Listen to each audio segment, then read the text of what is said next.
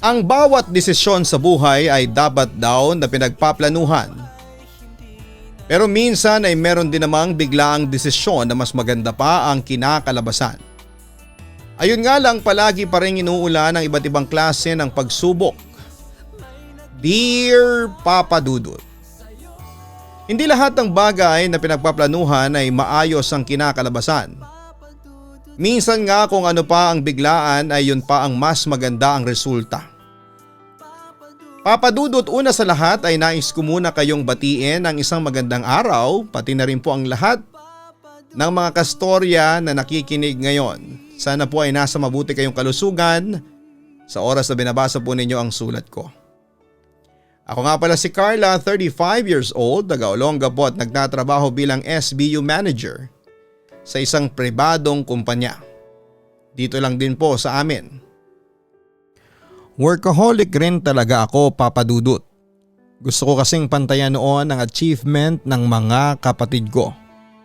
Hanggang sa magkaroon na nga ako ng mataas na posisyon sa trabaho at magkaroon ng sariling bahay. Isa na nga lang daw ang kulang sa akin noon. Ang magkaroon ng asawa at bumuo ng sariling pamilya. Noong una ay hindi ko sineseryoso ang mga tuksuhan na yon, Papa Dudut. Kasi nasa akin naman ang lahat ng kailangan ko sa buhay. Pero habang tumatagal, lalo na noong lumampas na sa kalendaryo ang edad ko, ay doon ko nagsisimulang maramdaman na may kulang nga sa buhay ko. Marami nga akong pera pero hindi naman talaga ako ganon kasaya. Hindi ko man maamin sa ibang tao ay nangungulila na rin ako sa pagmamahal na mula sa isang karelasyon. Hindi ko lang talaga pinapahalata sa kanila dahil ayokong magmukhang uhaw sa atensyon. Hanggang sa parang naaawa na sa akin ang tadhana at gumawa na rin ng paraan para muling sumigla ang puso ko. Naka-overtime ako noon sa trabaho nang mag-decide akong magkape muna sa pantry. Ang akala ko noong una, ako na lang ang tao sa opisina namin pero nagulat ako nang makasabay kong magkape ang bagong empleyado namin na si Arvin. At dahil gusto ko lang din na mag-chill muna ay nauwi na sa kwentuhan ang pag-uusap namin na yon. Tuesday pa lang ngayon na, bakit tinapos mo na kaagad ang mga report mo? Nagtatakang tanong ko nang sabihin ni Arvin ang dahilan kung bakit hindi pa siya umuuwi. Para lang hindi ako maghabol ng ibang report na kailangan kong gawin. Ikaw ba? Bakit hindi ka pa umuuwi? Tanong niya sa akin. May tinatapos din ako ng mga audit at report na isasend ko sa email sa Thursday. Tugon ko. Grabe ka? Kung makapag-react ka kanina parang hindi mo ginagawa ang ginagawa ko sa trabaho. Pareho lang pala tayong workaholic. Natatawang komento niya. Wala rin naman ako ibang gagawin sa bahay Kaya dito ko na lang inuubos ang oras ko. Ang wika ko. Uhulaan ko. Mag-isa ka lang din sa bahay mo, no? Mag-isa lang din kasi ako sa apartment na tinutuluyan ko. At kapareho mo, wala rin akong ibang gagawin sa apartment. Kaya naisipan ko nang gawin ang ibang trabaho ko kahit tapos na ang shift natin. Ang wika niya. Mukhang pareho nga talaga tayong workaholic. Kasi hindi ba, kesa magbabad tayo sa social media o manood ng mga paulit-ulit na palabas sa TV, tapusin na lang natin ang maaga mga dapat tapusin sa trabaho. Pagkukwento ko. Tama ka dyan. Para less hassle at less stress sa mga susunod na araw. Pagsang-ayon pa niya. Alam mo magkakasundo tayo.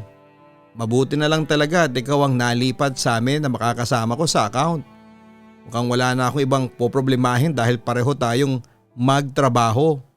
Natutuwang sabi ko.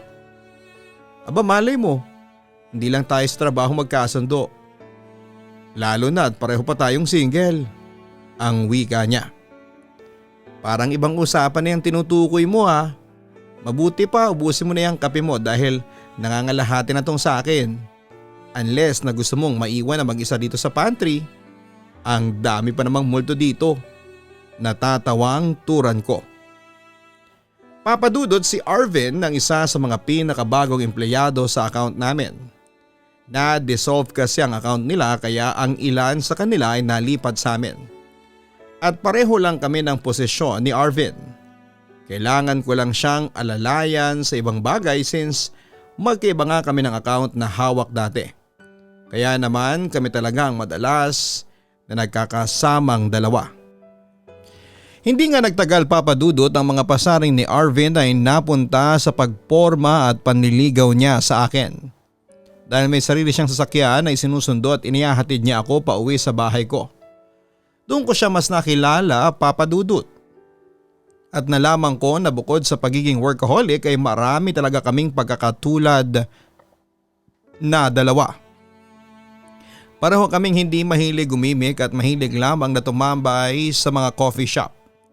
Pareho din kami ng sitwasyon sa pamilya na may gustong patunayan at marating sa buhay. Pareho kami ng pananaw at pati na rin ugali. Kaya hindi rin nagtagal papadudot ang panliligaw niya sa akin dahil sinagot ko na rin siya pagkalipas ng isang buwan. Mula nang maging kami ay mas naging sweet sa akin si Arvin. Pinaramdam niya sa akin noon kung gaano kasarap ang magkaroon ng isang malambing na boyfriend na kagaya niya.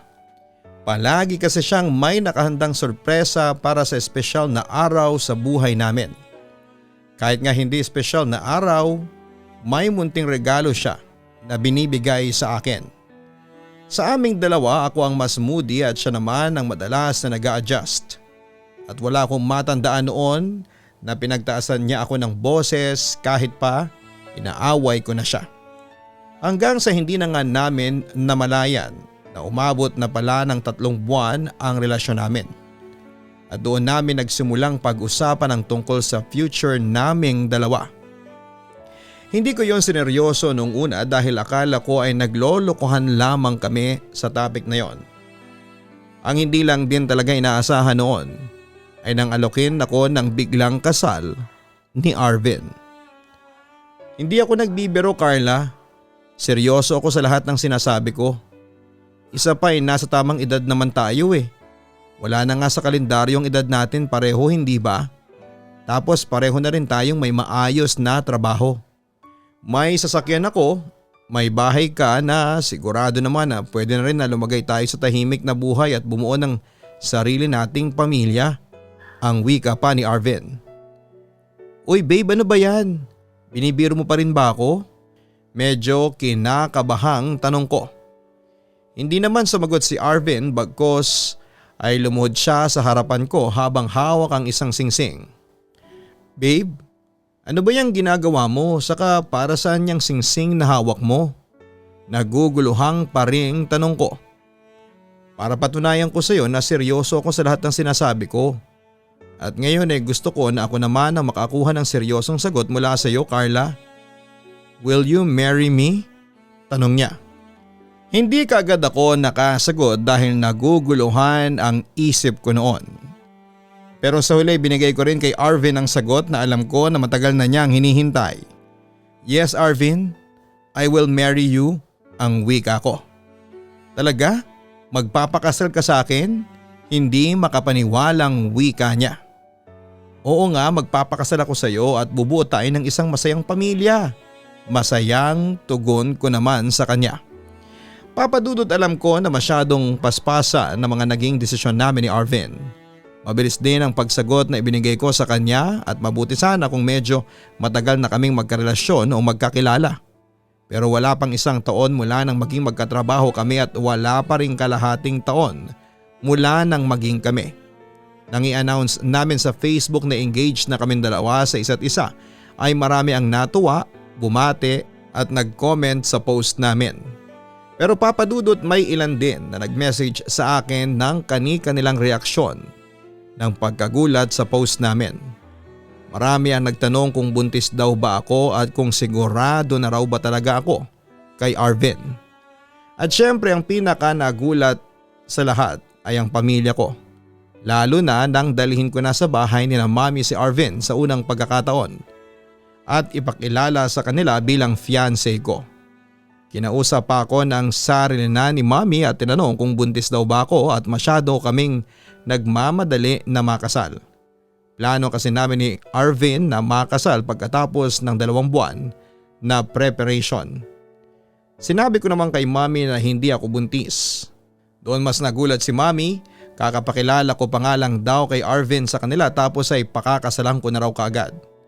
Naintindihan ko naman na concerned lang talaga sila sa akin pero syempre ako pa rin ang masusunod sa buhay ko.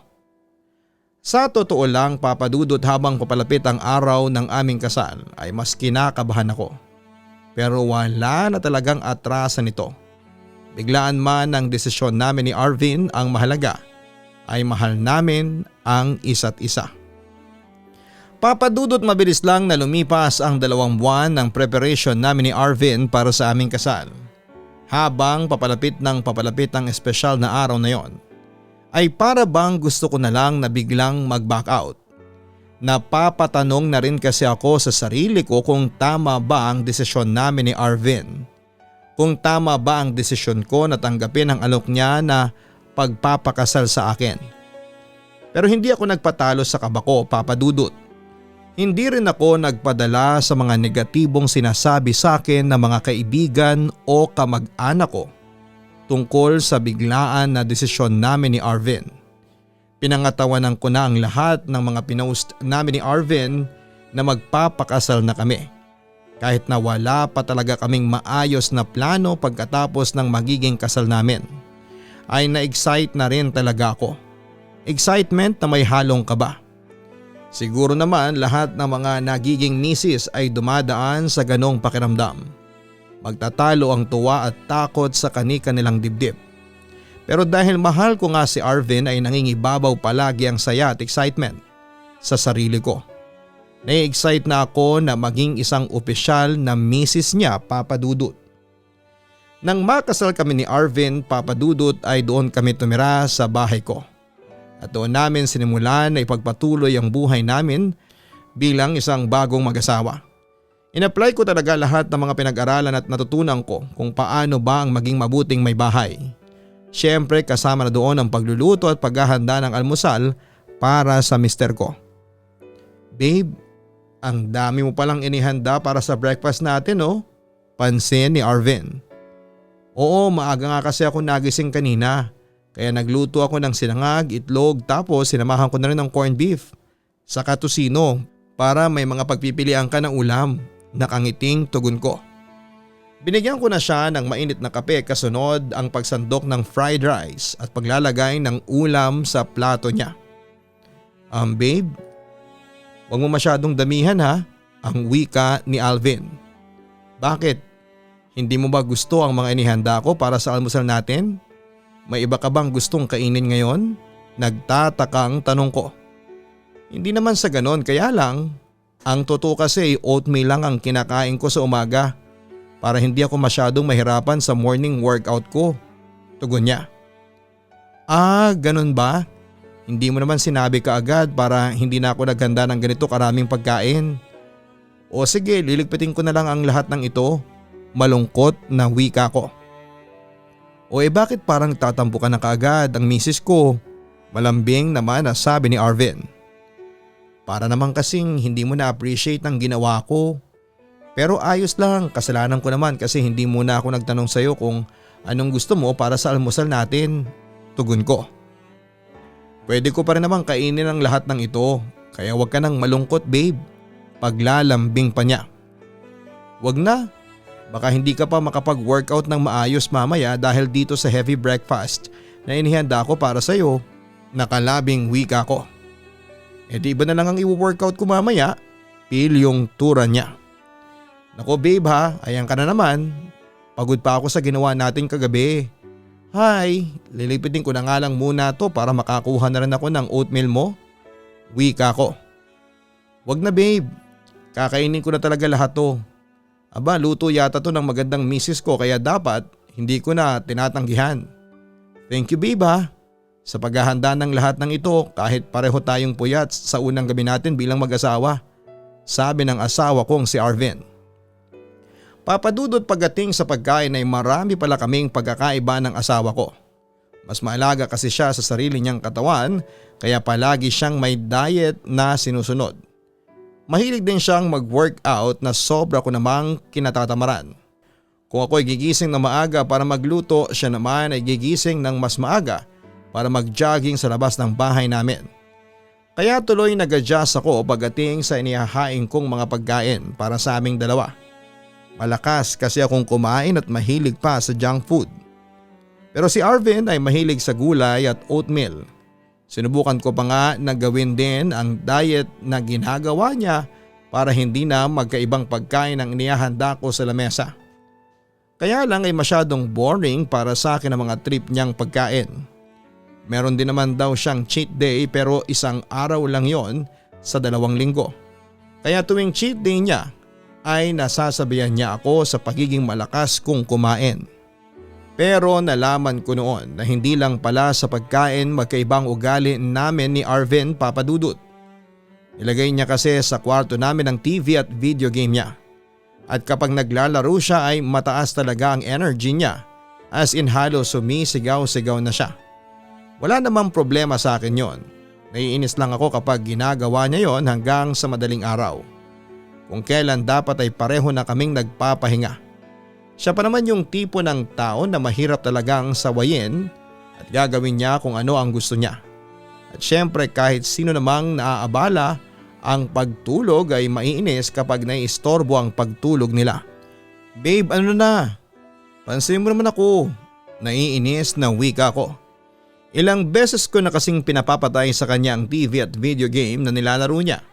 2:00 na ng madaling araw noon at wala pa rin akong maayos na tulog. Na nga, namatay na. Ano ba yun, babe? Ang dami-dami mong sinasabi. Hindi ako makapag-concentrate sa nilalaro ko. Ayan tuloy, namatay ang karakter ko at natalo ko sa game. Naiinis na wika niya. Sa hindi nga ako makatulog dahil ang ingay mo dyan.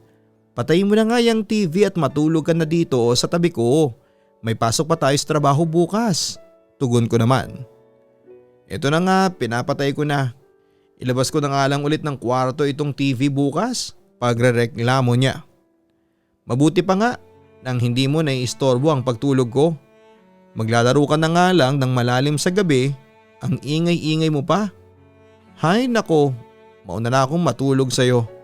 Good night, pasinghal na sagot ko sa kanya. Papadudot ng maging mag-asawa kami ni Arvin at magsama na sa isang bahay ay doon ko lang nalaman na mahilig pala siya sa mga video game. Madalas niya pa yung pinagpupuyatan at kahit ako ay napupuyat din ng dahil sa kanya. Kagaya ng sabi niya ay nagagawa naman niyang magtrabaho ng maayos kahit puyat siya. Pero hindi kasi ako ganong tao. Kahit na workaholic talaga ako, kailangan ko pa rin ng 6 hanggang 8 oras na tulog para makapagtrabaho ng maayos. Pero dahil nga sa ingay ng paglalaro ni Arvin sa kanyang video game, ay nahihirapan na akong gawin yon. Kasi kahit nilabas na niya ng kwarto ang TV namin at pati na ang kanyang video game ay malakas naman ang sound nito sa tuwing naglalaro siya. Minsan pa nga ay sumisigaw siya na kapag nananalo o natatalo siya. Doon talaga ako mas naiinis, Papa Dudut, kasi palalim na ang tulog ko tapos ay bigla pa akong magigising ng dahil sa sigaw niya. Sinasaway ko naman siya minsan tungkol sa bagay na yon pero nauulit pa rin ang nauulit. Hanggang sa maglagay na nga lang ako ng pandakip sa magkabilang tenga ko para lamang makatulog ng mahimbing kahit na papaano. Papa Dudut, habang tumatagal ang pagsasama namin ni Arvin bilang mag-asawa, ay lumalabas na ang kanya-kanya naming ugali at pagkakaiba. Hindi lang sa pagkain, pagtulog, kung hindi sa marami pang bagay. Masipag kasi ako sa gawaing bahay at siya naman ay may pagkatamad. Mas gusto niya pang magpa-laundry kami kesa kami ang maglaba ng mga damit namin. Kahit may washing machine naman kami. Hindi ko rin masyadong gusto ang amoy ng pabango na ginagamit niya noon at kahit sa shampoo o sabon na panligo ay magkaiba pa rin kaming dalawa ng ginagamit. Kaya naman sa unang mga buwan ng pagiging mag-asawa namin ay madalas talaga kaming nagtatalo. Pero mabuti na lang at pareho din kaming hindi ma-pride, Papa Dudut. Madalas kasi na si Arvin ang sumusuyo sa akin para magkabati na kami. At kapag ginagawa niya yon ay hindi ko na pinapalaki pa ang pag-aaway naming dalawa. Ayoko rin kasi na puro away na lamang ang maging alaala ng unang taon ng relasyon namin bilang mag-asawa. Totoo naman kasi ang sinasabi ng marami na walang hindi maayos na gulo kung idadaan sa maayos at mahinahon na pag-uusap. Kaya lang hindi lang yon ang pinagtatalunan namin kung hindi pati na rin ang mga gawaing bahay. Naiinis ako kapag galing ako sa palengke at uuwi ako sa bahay na hindi pa siya nakakapagligpit man lang ng pinag-almusalan niya. Pagod na nga ako sa pamamalengke tapos makikita ko pa siyang nakaharap na naman sa TV at sa kanyang video game. Hanggang sa pati na ang mga ginagastos namin ay mauungkat na at pagtatalunan na rin namin, Papa Dudut. Ano nga pala yung package na dumating kanina? Pag-uusisa ko. Wala lang yun. Tipid niyang sagot. Wala lang pero parang libo rin ang binayad mo dun sa nag-deliver. Laruan na ba yung dumating? Pag-uusisa ko. Babe, hindi lang naman ako ang may dumarating na delivery dito sa bahay. Pati rin naman ikaw, hindi ba? 3 o 4 na beses na may dumarating na delivery para sa iyo mula sa pag-online shopping mo. Pero nakikialam ba ako? Hindi naman, hindi ba? Inis na wika niya. Bakit nagtataas ka ng boses? Nagtatanong lang naman ako tungkol dun sa binili mo. Masama na ba talaga magtanong sa asawa ko ngayon? Babe, baka lang kasi nakakalimutan mo na mag-asawa na tayo. Kaya responsibilidad na natin ang isa't isa. Hindi naman sa pinapakialaman kita sa mga binibili mo pero ayoko lang na kung saan-saan lang napupunta yung mga pera mo. Pagpapaalala ko sa kanya.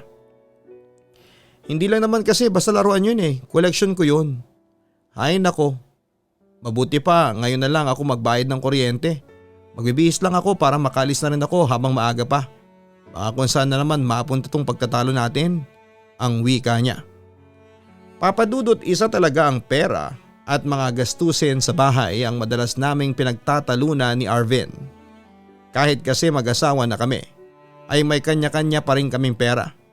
Siguro nga'y isa yon sa mga hindi naman napagplanuhan ng maayos. Ang paghahatian ng mga bayarin at gastusin sa bahay. At kapag pareho nang tumataas ang boses namin ni Arvin dahil sa pagkatalo namin, siya na ang kusang iiwas sa mga malaking away na pwedeng mangyari. Hindi ko na rin pinipigilan pa ang pag-iwas niya na yon dahil alam ko na pagbalik niya ay pareho ng malamig ang ulo naming dalawa. Kaya lang, Papa Dudut, ay meron talagang away mag-asawa na hindi pwedeng idaan lamang sa pag-iiwasan. Dahil isang beses na umuwi ako ng bahay namin at naabutan ko na makalat ang paligid pati na rin ang lababo. Tapos nakita ko pa si Arvin na nagvi-video game lang sa sala ay hindi ko na napigilan ang biglang pag-init ng ulo ko. Pagod kasi ako noon, Papa Dudut, dahil galing ako sa ospital kung saan ay nakakonfine ng isang pamangkin ko. Kaya naman napagtaasan ko talaga ng boses ang asawa ko. Nagsimula naman ang away namin sa malit na bagay na nauwi na sa sumbatan. Hanggang sa sisihin na naman namin ang isa't isa at nagbitaw na kami ng mga salitang sana ay hindi na lang tayo nagpakasal. Sa sobrang pagod at stress na naramdaman ko noon ay nag-decide akong umalis na lamang ng bahay.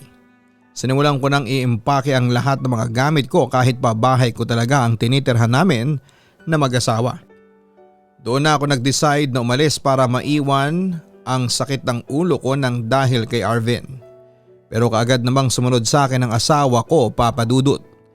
Nakiusap siya sa akin na huwag nang umalis ng bahay namin. Buo na ang desisyon ko noon kaya sinabi ko na hindi na niya ako mapipigilan pa. Carla naman, huwag mo naman palakihin tong away natin. Mag-asawa na tayo kaya dapat na ayusin natin to ng magkasama.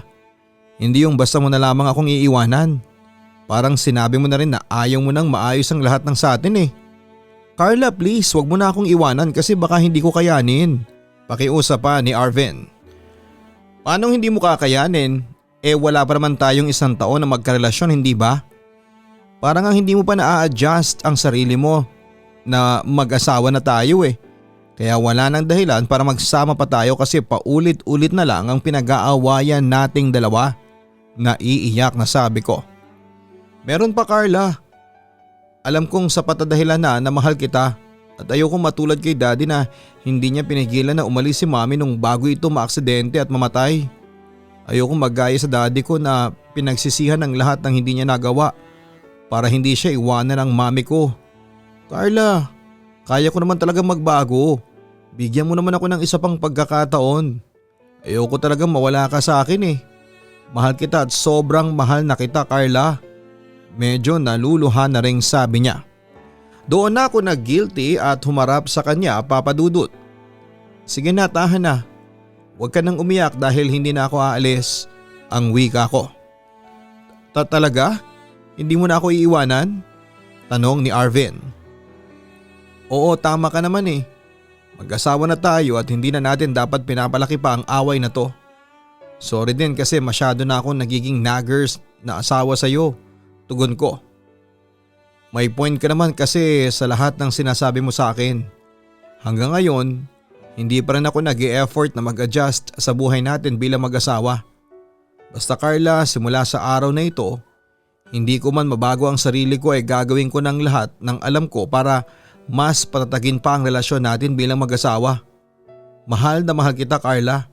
At kahit kailan, hindi ako magsisisi na ikaw ang pinakasalan ko. Ang wika pa ni Arvin. Papadudot ng araw na yon ay buo na talaga ang loob ko na umalis ng bahay at iwanan si Arvin. Nakakasawa na rin kasi ang paulit-ulit na pag-aaway namin noon. Napapagod na ako mag-adjust ng ilang beses para sa kanya. Kaya ang sabi ko noon sa sarili ko ay makikipaghiwalay na lamang ako sa kanya kaysa araw-araw kaming mag-away. Pero nang pigilan niya ako na umalis nang ikwento niya sa akin ang tungkol sa pagkamatay ng mami niya at nang umiiyak na siya habang nakikiusap na huwag ko siyang iwanan, ay may kung anong kumurot sa puso ko na naging dahilan para hindi ko na ituloy ang pag-alis ko. Hindi naman sa awa lang ang dahilan nang hindi ko pag-alis, Papa Dudut. Pero ayoko na kasing gumawa ng isang desisyon na pwedeng mas pagsisihan ko sa huli. Sa totoo lang, ayoko rin talagang mawala sa akin si Arvin. Kaya naman Papa Dudut ay hindi na nga ako umalis ng bahay noon. At nagkasundo kami ni Arvin na ayusin na ang lahat ng issue sa relasyon naming dalawa. Nagkasundo rin kami na ako nangahawak ng ATM card niya since ako naman ang nagbabudget para sa bahay. Pero baka isipin ninyo na pinilit ko siyang gawin yon. Si Arvin po mismo ang nag-volunteer na ipahawak na sa akin ang ATM card niya. Sinabi niya kasi na alam niya sa sarili niya na masyado siyang magastos. Kaya pag-aaralan niya raw noon kung paano magtipid ng totoo. Nagsimula na rin siyang tumulong sa akin sa mga gawaing bahay. Mula sa paglilinis ng buong bahay, pagluluto hanggang sa paglalaba. Mas masarap na nga siyang magluto ngayon kesa sa akin. At natutuwa talaga ako na sineryoso niya ang lahat ng pangakong binitawan niya. Dahil doon, Papa Dudut, dumalang na po ang naging pag-aaway naming dalawa. Mas naiintindihan na kasi namin ang isa't isa. Lalo na mula nang pareho na kaming mag-adjust sa mga ugali namin. Mas naging open kami sa mga issue naming mag-asawa at inaayos kaagad namin yon bago pa lumaki. Kung noon ay palaging umiiwas si Arvin sa away namin, ngayon naman ay mas kalmado pa siya sa akin kapag nag-aaway kaming dalawa. Hindi na rin niya ako pinagtataasan pa ng boses at kahit kailan ay hindi na niya sinabayan pa ang init ng ulo ko. Papadudod pagkalipas ng 3 taon ng pagsasama namin bilang mag-asawa, sa wakas ay magkakaanak na rin kami dahil pinagbubuntis ko na ang aming first baby. Excited kami at pareho rin na kinakabahan para sa panibagong chapter ng buhay namin. Paminsan-minsan din ay nag-aaway pa rin kami pero normal na away na lamang at hindi na dumarating sa point na magsisigawan kami o maglalayas ako. Natatawa na nga lang kami kapag binabalikan namin ang unang taon namin bilang mag-asawa dahil para talaga kaming mga bata na hindi magkasundo. Naisip ko noon na wala namang perpektong relasyon lalo na sa buhay ng isang mag-asawa. Pero maaayos ang lahat ng problema kung pag-uusapan kaagad ito ng bawat isa. Siguro nga papadudot may ilang negatibong bagay rin ang naging resulta ng biglaang desisyon namin ni Arvin noon. Ganon pa man ay patuloy naman naming pinatutunayan sa lahat na hindi kami nagsisisi sa desisyon na ginawa namin at mas lalong hindi kami nagsisisi na pinakasalan namin ang isa't isa. Lubos na gumagalang, Carla. Kapag ang isang bagay ay nakatakdang mangyari sa buhay ng isang tao, pagplanuhan man natin o gawing biglaan, ang mga desisyon sa buhay ay mangyayari at mangyayari pa rin yon. Salamat sa pagbabahagi kung paano nagsimula ang kwento ninyong mag-asawa, Carla. Alam ko na marami pang pagsubok ang darating sa buhay ninyo, lalo na at madadagdagan ang pamilya ninyo. Mas malalaki at mabibigat ang mga pagsubok na sigurado naman akong malalampasan ninyo. Basta patuloy lamang kayong magiging matatag at isama sa inyong araw-araw na panalangin, nagabayan kayo ng Poong May Kapal. Hanggang sa muli, ako po ang inyong si Papa Dudut. Huwag kalimutan na mag-like, share and subscribe. Maraming salamat po sa inyong lahat. Ang buhay ay mahiwaga, laging may lungkot at saya. Sa Papa Dudut Stories, laging may karamay ka.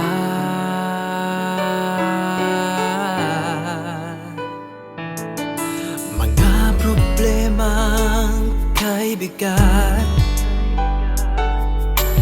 dito ay pakikinggan ka. Sa Papa Dudut Stories, kami ay iyong kasama. Dito sa Papa Dudut Stories, ikaw ay hindi nag-iisa.